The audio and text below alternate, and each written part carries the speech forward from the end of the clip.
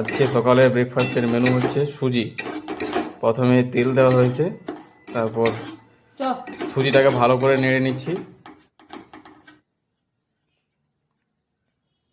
এটা minimum 10 minute লাগবে।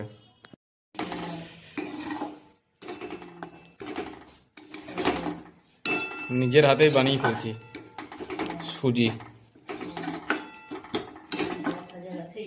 তারপর জল দিয়ে দিলাম, এরপর চিনি অল্প স্বাদ মতো দিয়ে দেবো, পরিমাণ মতো চিনি দিয়ে দিলাম। এটা এই তো তেজপাতা দিয়ে দেওয়া হলো।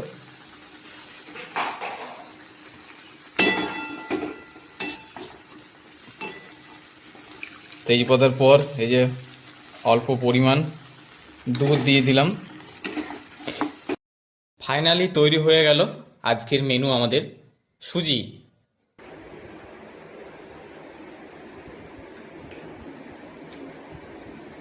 আহা, দারুণ খেতে।